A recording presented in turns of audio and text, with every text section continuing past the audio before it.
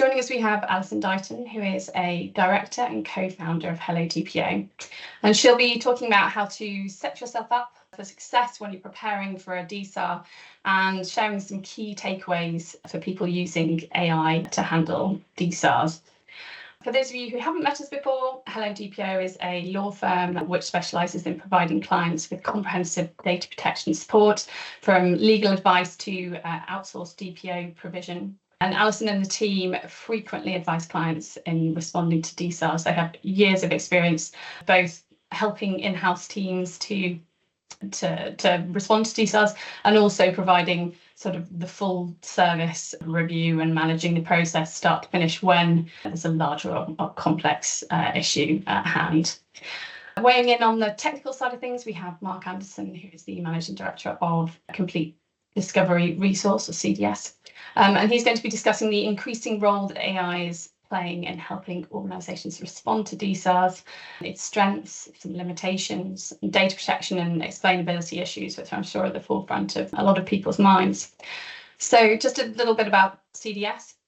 CDS provide consultancy services and software for cases involving all forms of electronic data. They assist on things from DSARs to internal investigations and large-scale litigation. They work on forensic collections, investigations, and advise clients how to save time, money, hopefully managing projects which can range from hundreds to millions of documents. So CDS and HelloDPO have been working together this year on a range of DSARs using technology, and so we thought it would be great to be able to share some of the insights from that process with wider audience. So first of all, I wanted to just do a quick poll, a little bit of engagement with the audience to wake you up in the afternoon, just in case you're getting into that lull. So I wanted to ask, what is the most commonly exercised data subject right? What do we think? Yeah, overwhelming majority access. Yes, that is generally. The ICO said it's what they spend their most time dealing with complaints on, and it's a big thing. So obviously we're going to continue to discuss it today. So I will move on to let Mark give us a brief overview of what parts AI plays in the services that CDS offers. Great, thanks, Claire. Yeah, so I've put some examples on the screen at the moment, and not all of these are relevant to DSARs. Some can have some interaction with DSARs. It really depends on what is required from a DSAR. But we're seeing it used across the board in a number of cases, whether that's internal investigations, litigations, and DSARs. And a lot of it is really about reducing the time and therefore cost. You know, the most expensive part of the exercise for all cases is typically people looking at the documents, and that's what takes the most time. So I've broken it down into three main categories, and this is what we see. You know, there's tons of different AIs for different purposes, for different aspects of, law firms as well as, any organization. So we'll start with like text analysis. So that's looking at the content of the document of what's in text. So we use this for things like identifying personal data and entities. Now, there's a slight difference between some of those. An entity can be an organization. That's not necessarily personal data, whereas personal data would be things like people's names, phone numbers, IP addresses, anything that's covered by, ICO guidelines, and also can be further afield than that. But basically, the AI is going through, previously, before the release of AI, we were looking at things like patterns, phone numbers, credit card information often follows number patterns, 4 digits, dash 4 digits. AI is a lot smarter now. It can determine things like people's addresses, different combinations of addresses. That could be a full address, it could be a state, it could be their postcode. So it's gone beyond just the ability to look for patterns now. So it's a lot more robust at identifying personal data across the board. And that's one of the most time-consuming parts of dealing with a DSAR, is identifying the personal data and then redacting it. The system we use, Relativity, has had automated redaction for years, but you need to know what you're looking for. And, if someone puts an address and puts street or puts ST, all of those different combinations need to be occurred for when you're doing a mass automated redaction rather than drawing, boxes individually. We've seen it used for, translation of foreign languages. It's a lot better than the technology used to be, and using AI. So we see that on foreign language cases, and also document summarization, taking large PDF files, large documents, and basically breaking that down into a small summary. Now, that can be used for searching, it can be used for a brief overview, We've also seen it used in court cases for statements and so on, where it just outlines within a number of sentences what the main features of that document. Past text analysis is image analysis. Now, this could be used for DSARs for identifying people in CCTV, things along those lines. But we have seen it for DSARs with handwriting transcription. We often see that people are still doing handwritten notes. We see that with a lot of our, housing associations, charities, where they have pre-built forms and then people write on it. Now, technology up until today has really been not able to understand what that writing is. We've even had people struggle to read some people's handwriting.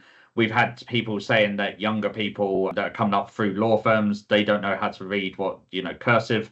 So all of that kind of stuff allows you to be able to basically transcribe that information and then search it.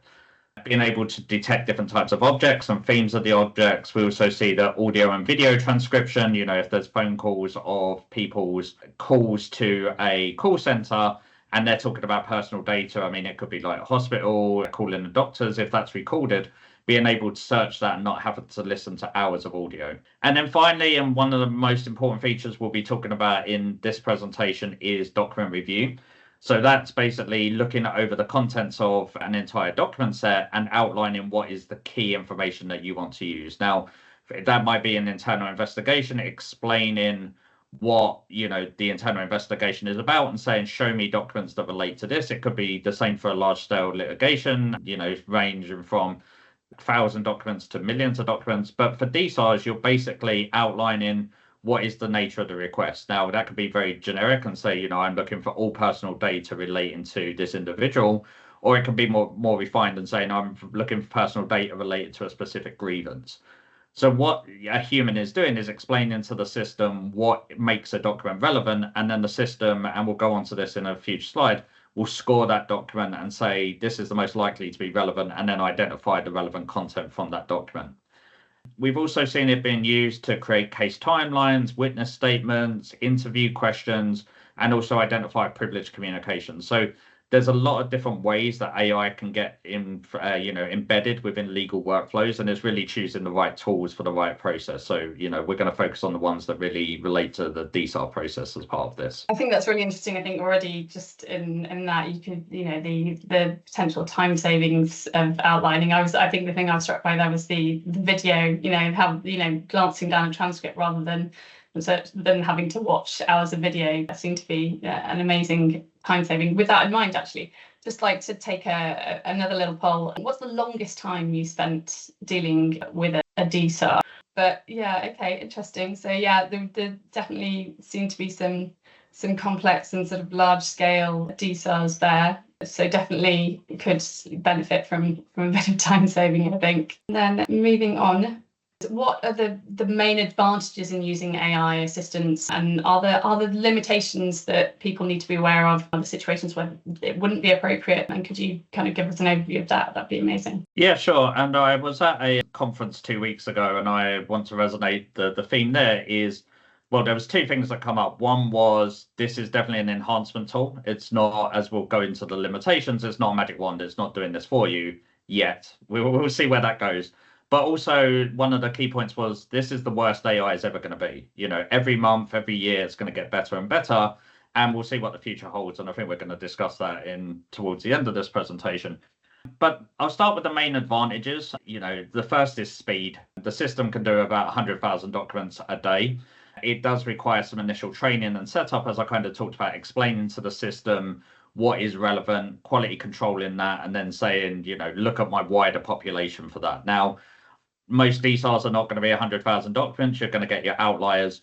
But even being able to review, 1,000 documents, 2,000 documents, especially, and I'm sure, HelloDPO can attest to this, is some of the clients we deal with, they have limited budgets, they have limited time, and they want to get through that as quickly and cost effectively as possible. So being able to run that through as quickly as possible and not have to spend, as I kind of mentioned, the most expensive part is often the review time that takes to go through those documents. So speed is definitely the biggest factor. When we are dealing with large cases, we see that will be, 80 to 90% faster than using humans. Now, it will still often, as I kind of mentioned, requires a QA process. And to check what's going out the door, you're not going to want to rely solely on AI.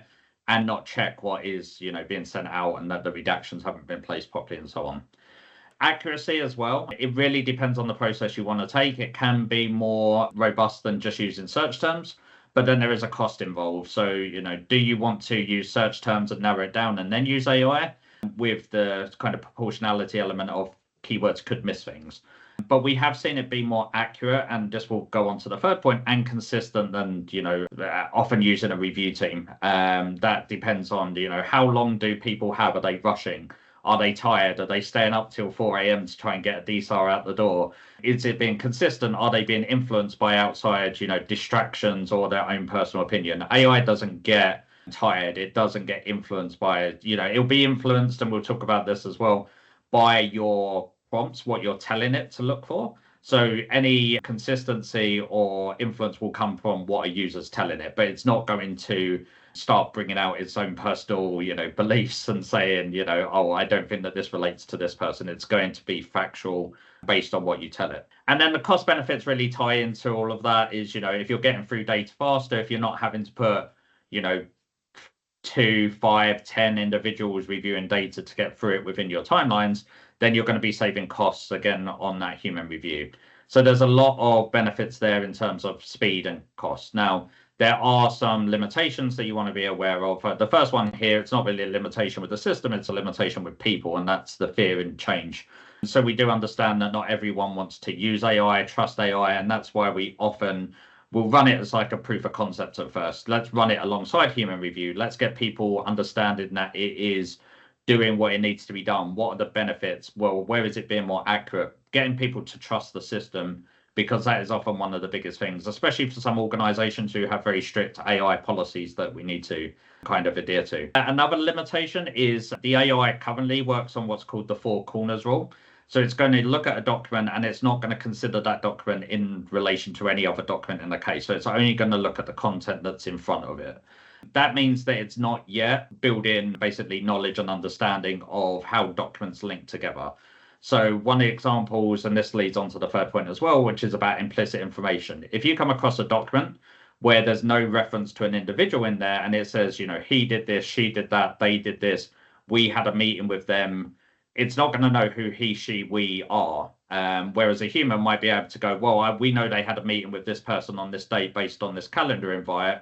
The system's not going to make those links at the moment. So whereas a human could build up that knowledge and, may have a plan and say, oh, build a timeline of events where this happened, the system's going to basically mark that as what's called borderline relevant, where it's not sure. It can't make a decision that it's not relevant. It can't make a decision that it's relevant. It's something that a human's going to have to check. And then, as I kind of mentioned, it's not a magic wand at the moment. It's not press a button, your data is going to be reviewed without any human interaction. It still needs to be QC'd. It still needs to have the redactions checked. At one point, maybe, but right now it's still going to take human interaction and need some setup and some training and some QC process to make sure that you are, getting accurate information. And I know, Alison, that's where HelloDPO comes in. Like, how are you counteracting some of those limitations there by using, your team? Thank you. So we've worked closely with CDS and some other providers as well on doing DSARs and using the technology and playing around with it. And so where we find that we can help and add the most value is right at the outset, making sure that the client is getting the right data in the first place, making sure that they're clear on what's actually being requested by the data subject. So what are they actually asking for, and therefore what do we need to go out and search for and define in our search terms, making sure that we're documenting what those search terms are, thinking about where the data is in the system. So in terms of going out and searching for where the data is, where realistically is that going to be? And then once you've done that search and you've narrowed it down as much as possible before you even start your search, so you're starting with your sort of narrowest possible data set, which often is still huge, then helping clients to work out, right, this is what we've got. Let's get it into the system and then let's start filtering. And CDS, we'd work hand in hand with CDS to get this filtering done and get the searches done, but identifying what sort of data is in this data set. Are there certain things that we can simply knock out immediately because we know these are not relevant, and then we can apply those rules right from the outset. and it won't work perfectly first time. So we can help you with testing something, trying something, having a look at the results from that, then working out, oh, actually, we need to tweak this slightly. Let's go back and let's try something a bit different. So there's a lot of investment time. The more time you spend at the beginning trying to get this right, the better the process will work along the way. So if you spend the time really understanding where your data is, what sort of data you're dealing with, exactly what's being requested, how you should be prompting the system to do searches, to apply redactions, then the better your outcome will be. And so that's really where we will help to be that sort of guiding hand to prompt you about the things that you need to think about, help you identify the relevant terms, help you identify the filters to apply, and then doing that quality assurance. So once that's applied, does that work? Are the redactions applying as we think they will? Are the documents that are coming up as non-disclosable, doing a sample check on those, saying, actually, this looks like this isn't working quite right because this is not being pulled through and it should be. So what's wrong with our prompts and our filters? So just making sure that right at the beginning, we're getting it right as we can, so that the need for manual review and sort of manual changes to things are minimized later on down the track. It sounds like it really is a situation where, people who've had, experience of working with these systems, you get an idea of, how you can really maximize the benefit. And so it really is, it's a human AI partnership, that is important at the moment. So we're not being completely sidelined yet. Yeah, I think just to add as well, I think if anybody has a large volume of data subject requests coming in, that's where you will really see the benefit of this. And if you start using it, you will get quicker and quicker at using it. And especially if you have repetitious, like the same people asking for the same sorts of things all the time, then you will be able to work out how you apply your searches, how you do your filtering, what redactions you always want to apply, and it will become much quicker each time you do it. So that's definitely where I think people will see a benefit of using this sort of system. And one thing I wanted to raise as well, just to try to bring this alive for people as to how it works in practice. So Mark sort of gave an overview of the types of capabilities that the system has. But for example, if you have correspondence with lawyers, you've got an ex-employee, say, who's made a data subject access request. You know that you've had lawyers involved because of concern about litigation, you've sought legal advice. You can prompt that to give them the email addresses of all the relevant lawyers, so that you can quickly, almost instantly, find all of that data and mark it as non-disclosable, and mark the reason why it's non-disclosable, it's legally privileged. And so that happens in a matter of minutes, without the need for every single document to be reviewed. You obviously go in and check it, but then you've got an audit trail of the fact, the exemption you're applying, why you've applied it, and it's happening really quickly. So that's just a sort of real life example of how you can leverage the technology to do something much more quickly than a human review. Now, I think if we move back to Mark, I know that something which will be on the privacy folks' mind is how you address the issue of data protection when you're developing your services, and how you can help clients with the explainability side of AI, which will be quite technical. So yeah, I'd love to hear your thoughts on that. Yeah, sure. So I'll start on the data protection side first, which, isn't on the slide. But any technology we use, we make sure that is, within the jurisdiction of the request. Typically we deal with a lot of UK stuff, so it'd be UK, but we also have access to IAMs, such as Germany, EU, Switzerland, US, making sure that we're holding data in the jurisdiction, and that any AI services we use are also within that jurisdiction. So the Relativity platform that we kind of use is built on Microsoft Azure, and then we use Azure AI services for all of the AI. So it's all taking place within that ecosystem of Azure. And the data is not used for training, it's not retained, it's not being, looked at by any models that aren't vetted, trusted, and, stored locally. So we make sure that all of the systems also have things like ISO 27001, SOC 2 certifications. So they're secure, they're undergone by, 24-hour pen testing and security teams. So both from a security and a data privacy point of view, we make sure that they're vetted and we're not sending anything outside the ecosystem. In terms of explainability, The system works on a process of transparency. You're not going to see what the AI is doing in the back end, but what you're seeing is how it's come to its results. And so that's kind of 4 different elements which we'll work through in this process.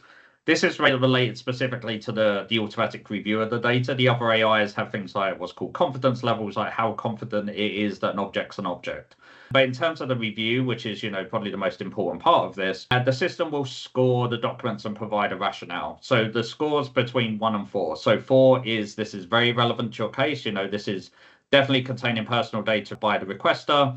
3 is relevant. This is, we think this is personal data by the request.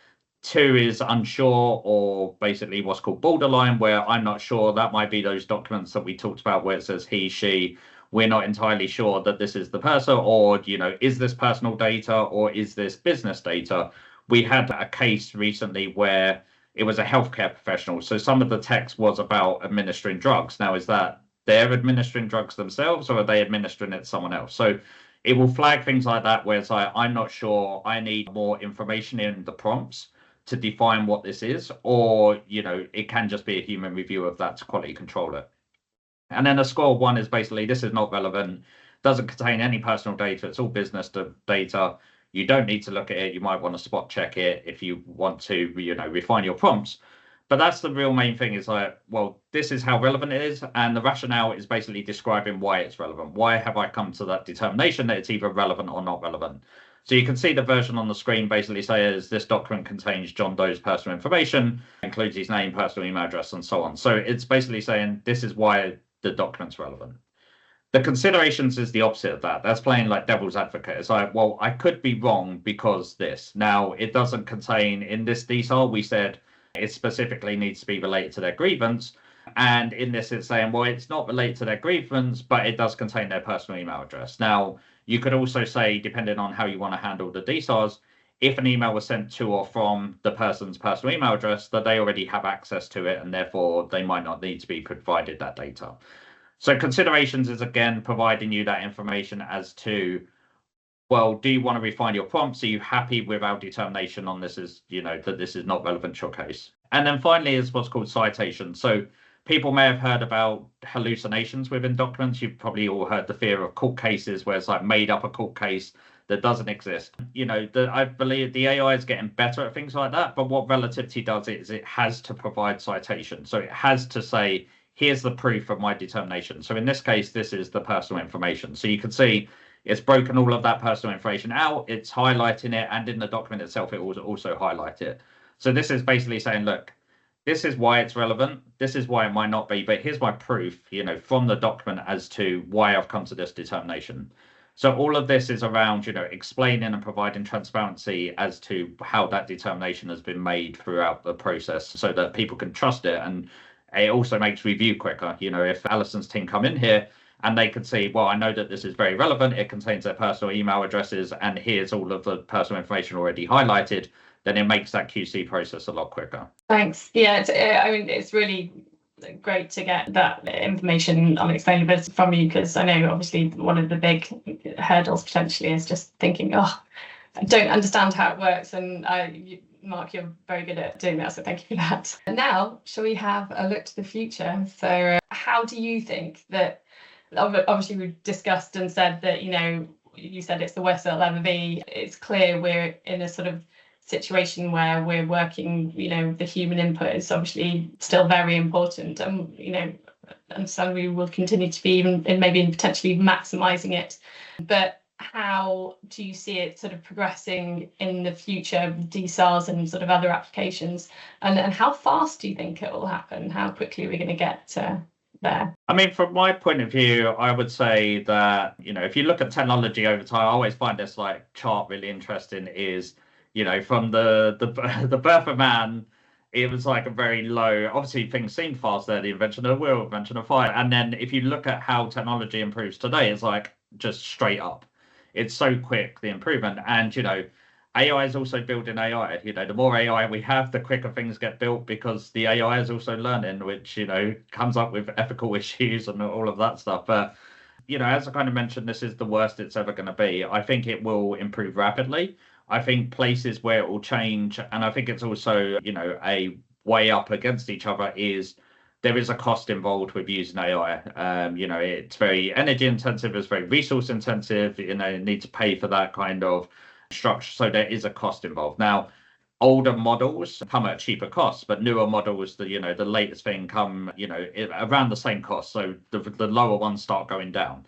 So it'll be a trade-off of, well, do I want lower cost or do I want the fastest, most accurate thing I can find? Eventually, you don't know, this stuff might become free, you know, as it might be that there's an upgrade in computers and an upgrade in energy and everything gets built into, you know, the price you pay. It could also be that this technology is built into, you know, most people on this call is going to be using Office 365. You know, the AI might be built into that. And it could be that you have an email that someone emails Office 365, says, I want my DSAR, I want all my personal information, and it goes across your entire corporate system, finds the personal data, automatically redacts it and exports it without any human interaction. Now, we're talking years here, and probably by that point, you know, we might be out of jobs. But, you know, this is where the future will go in, is like it will start being more integrated. It will start being able to do more. Some of our processes, I don't want to say disconnected, but, you know, we have one technology for the AI review and we have another technology for the AI redaction. I imagine it will become a single workflow of, you know, click a button, it finds the personal data, it identifies it, it redacts the personal data.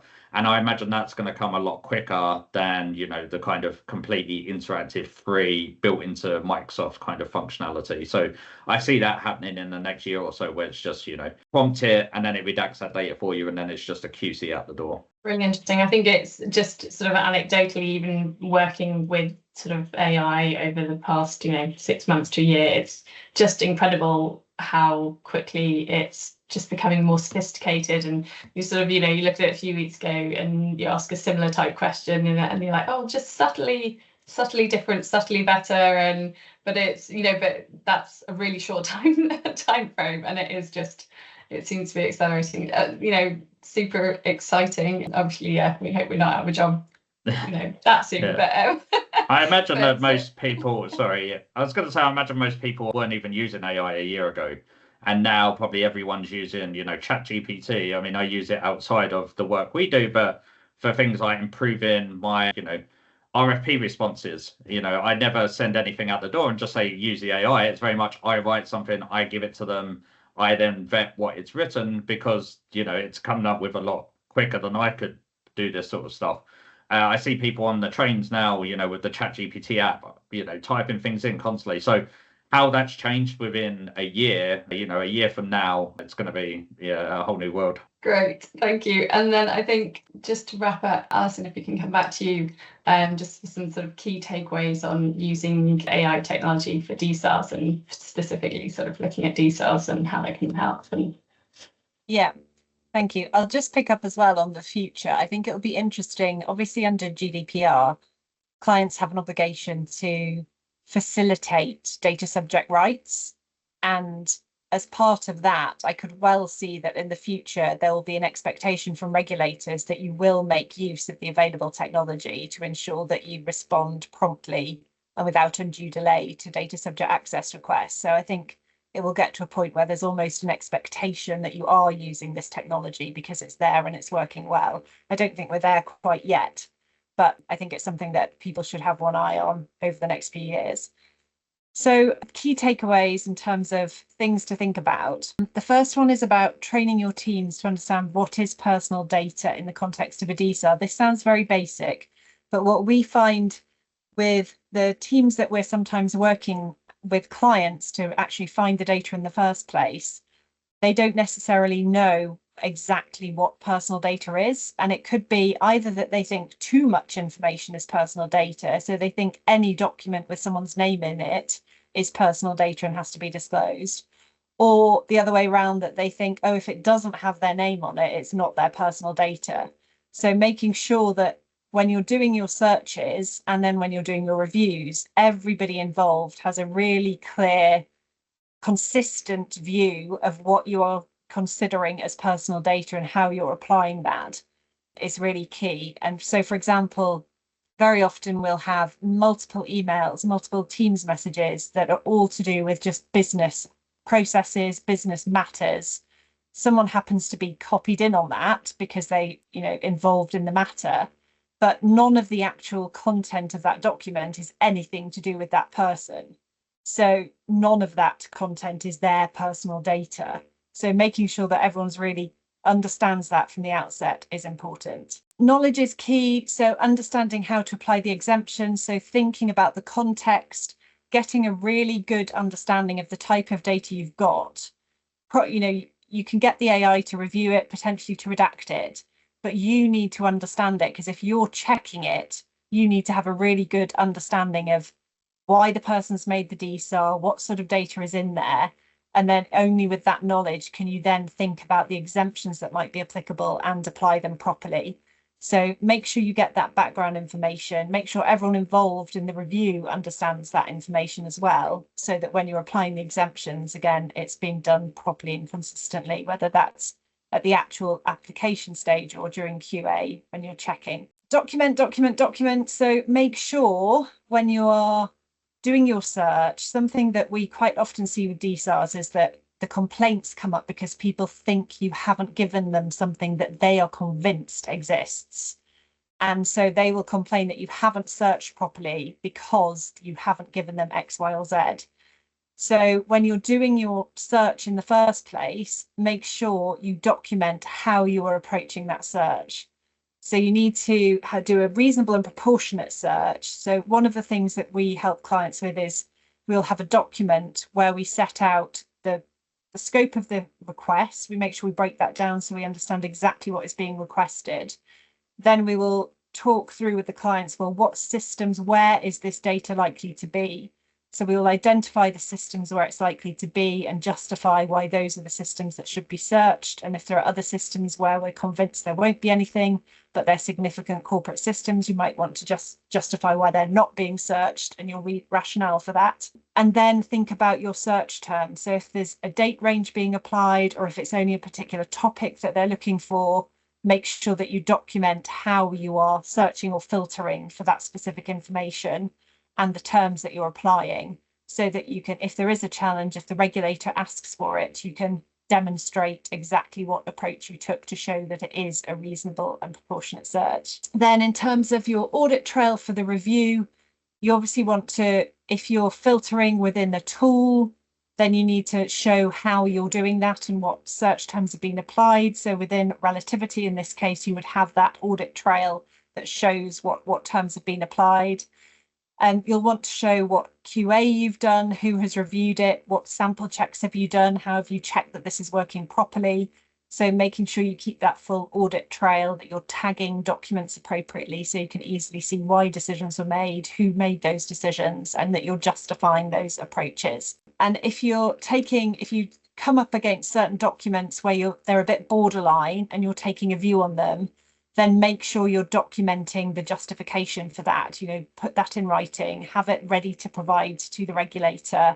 If you're applying certain exemptions, again, document why those are applicable. We've had cases recently where the ICO's taken a different approach to how they have historically sort of investigated DSARs. We've had historically a lot of people simply making a complaint. The ICO says, they've made a complaint, please take another look and go back to the data subject. And then we review, go back to the data subject, tell the ICO we've done it, and that's it. They don't go any further. But we've had some recently where the ICO has specifically requested why a particular exemption was applied and asked for the justification, and also have requested to see the document that is being withheld to take their own view as to whether they agree. So a much more proactive and sort of detailed approach on some of them, which is interesting. So it's very helpful if in that case you've already documented your application of the exemption and you can hand over that document to the ICO to show you've done it properly. The next tip is around doing a dry run and setting up an engagement with the experts. Jen, I wrote this slide, so that's us, by the way, so you are prepared. And so again, if you don't do this very often and you want to just have some reassurance about how the process would work, or if you are doing a lot of these and you think this could really help me, it will be really helpful to set up, make sure you've got an engagement in place so that when you get a DSAR in, you're just ready to go. You've done your due diligence, you know who to engage, you can get going with it straight away. But also think about, do we have a relatively easy DSAR where we're confident about the timeframes that we could actually just test this with in the platform and see how it works when we're perhaps not crazily busy, so we can actually properly apply ourselves to see how it all works. And that's a really useful thing to do. And then you can evaluate whether or not you think that's for in the longer term, it's something you want to use. And then data retention. The thing that drives us absolutely nuts with DSARs is when we get like crazy volumes of emails, of Teams messages, particularly Teams messages that have been retained, which have people's data in and therefore fall within scope of the DSAR, but are just utter rubbish. And so you are just reviewing. And this is where at the moment, I think some of the AI can't necessarily distinguish, because Teams messages are very back and fro, sort of informal, not necessarily saying names. They've just got sort of jargony things in them as well. So you kind of, at the moment, definitely need human review to go through and understand what on earth people are talking about. And if you didn't have that data in the first place, you wouldn't have to go through the pain of looking at it in a DSAR. So I would say especially with Teams messages, look at, or any messaging service you use and emails, how long do you actually need to keep that data? And if you can set up automated deletion after a short period, you'll save yourself a lot of pain if a DSAR comes in. And having reviewed a horrible number of Teams messages for DSARs, I would say 99.9% of Teams messages you do not need to keep. They do not have any business information in them generally that is of any use to anybody. So definitely look at your retention. It's not just Teams messages, it's all of your data retention, because if you're doing that well, you'll make your life a lot easier when it comes to data subject requests. Thanks, Alison. So I've got Q&A session. I think you've both been so comprehensive. I think you've answered all the questions, or you at least haven't got any from the audience. But I do just have a couple that I'd like to get through you myself, if that's okay. First, from Alison, not AI related specifically, but I think probably on people's mind is what changes, if any, is the Data Use and Access Act making to the DSAR process, or do people need to do anything? Generally speaking, there are changes brought in by the Data Use and Access Act. For most people, if you're already following regulatory guidance, you probably don't need to make many changes. So the changes that are brought in are the legislation now says that your search is a reasonable and proportionate search. So that is in line with what the ICO previously said in their guidance, but they've made it a statutory obligation to do a reasonable and proportionate search. So it's not you go to the ends of the earth to find every single bit of personal data. It's reasonable and proportionate, so that's helpful. And the other main amendment is around clarification of timeframes. So your time frame doesn't start to run until you've got ID verification, which obviously you should request promptly, but your time frame just doesn't even start till you've got that ID verification. And also, if you need to clarify the scope of the request or exactly how to find the data, where it's located, that sort of thing, you stop the clock for your time frame from the point where you ask for that data to the point where you get the response. So again, it's just making it clear in relation to timeframes exactly how to calculate that. And so yeah, those are the main changes. Great. So people can be feeling reassured, hopefully they're just doing the right thing, continue what you do. And then for Mark, I just want to know, are there any common mistakes that you see that people make when they're approaching the use of AI for DSARs or more widely? I would say, and this kind of echoes Alison's point earlier about one of the biggest issues we see is lack of preparation in advance of a DSAR. It's very reactive. So often, especially if you've got a 1 month deadline, it's like, well, how do I review this? Where's my data? You know, being prepared and understanding all of this in advance can just make everything smoothly. And I always say, like, your first one will often be the worst one because you don't know what you don't know. In terms of using AI, I would say that, you know, a team like us is on hand to understand the AI itself, but we still need legal professionals, you know, whether it's in-house counsel, whether it's HelloDPO, to create the prompts. Like we have a template that says, you know, this is what we generically look for within a DSAR. Those prompts, however, they do need to be accurate. And we're working on one at the moment where the the client we're working with has prompted it in a way, but then when we come to review it, they're tagging the documents in a different way. So they are contradicting with their own instructions. Now, that's impossible for us to quality control check and say, in any, logical way to say how accurate the system is doing. If you tell it to look for, A, and then you say A is not relevant, then either you're tagging it wrong or you prompted it wrong. So I would say, the system is going to do what you tell it. If you are then contradicting yourself, that's an issue, and it needs to be either you need to resolve your tagging or you need to update the prompt. So that would be one thing. Just make sure you're explaining yourself properly and you are being consistent with what you're looking for. I would say one other, and this is something I would encourage people to do more than anything, is ask questions of people you work with on these type of things. Don't sit there struggling in silence. Like, we have one client who, she's it's a charity, they have limited resources, limited budget. She gets up at 5 a.m, she starts working on the DSAR, she finishes working on that DSAR at 9, she then does her day-to-day duties till 5:36, then she reviews DSARs from like 6 till 9 in the evening.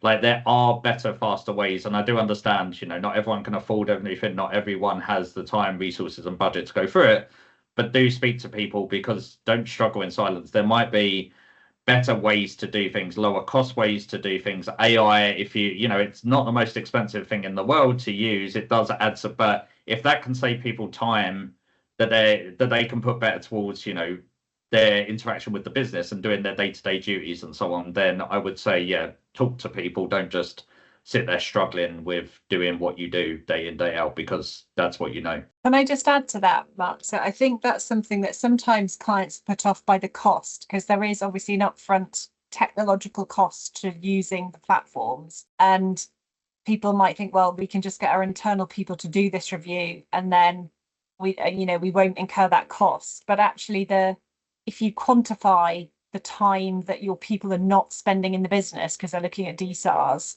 and what value they could be adding to the business if they were doing what they should be doing, then it becomes much cheaper to use the technology. And so it's a matter of, how you're evaluating that cost benefit analysis sometimes needs a bit of thought. There's a question I just wanted to, in the Q&A, thank you, whoever posted this. So this is, hypothetically, if an employee makes a DSAR and we find Teams messages between two managers using foul language about the requester, would that be included as part of the DSAR, since subjective opinions are part of personal data? So in theory, yes, that would definitely be personal data, and therefore it would be within scope. In terms of then whether you can redact or apply any exemptions, it would obviously depend on exactly what's been said. And if it's an opinion about a person, then it can be the data subject of the person making the request, but it can also be the opinion. It's the personal data of the person whose opinion it is. So you then will have to go into your balancing test to consider, well, I probably, can I redact this so they don't know who it is? In which case you might have to provide it. If you redacted it, but they'd still know who it was, then you have to do that balancing test to determine, whose rights basically sort of should prevail in relation to whether it should be withheld or disclosed. But in theory, that could well be disclosable. And we've certainly had some embarrassing comments that we have ended up, clients have had to disclose because they just couldn't justify not disclosing them. You could probably just slightly amend, dance like nobody's watching, and email or Teams message like it's going to be included in a DSAR or read out in a tribunal. I think that's what they say. It's not bad advice for people. No, yeah, definitely get that message out to everybody. If you're writing it down anywhere electronically, then somebody could potentially ask for it and see it. So make sure everyone understands that. I was just going to say, I completely echo that. I've been dealing with this type of data, whether it was BlackBerries back in the day, 10 plus years ago. People are still using chat platforms like they're not, retained, audited, searchable. All of that stuff is, so whether that's internal training, having people understand what they say on there could be disclosed. And so, yeah, I completely echo that people still use it like it's a off-channel, unaudited application. Great, thank you so much, both. Hopefully that's given those who are sort of new or relatively new to the idea of using AI for DSARs sort of information about what the capabilities are, what the the advantages, some of the limitations, and also a bit of advice on sort of how to get going and set yourself up for success. So hopefully that will have, spurred you on to consider it going forward. Just to wrap up briefly then, please keep up to date with us and join us for more events. We have a channel on YouTube where this webinar will be posted, and we also have our previous webinars up there that you can have a look at. We also have, and we'll share these slides and they've got the clickable links. You can sign up to our DPO digest to get a bit of a condensed version of the month's news in all things data protection into your inbox every month. And we are having a HelloDPO DP quiz on the 27th of November in Soho. It should be a good fun event. We're going to hold it in our really lovely room in our offices. If you're interested, then if you email hello@hellodpo.com, we can give you all the information about it.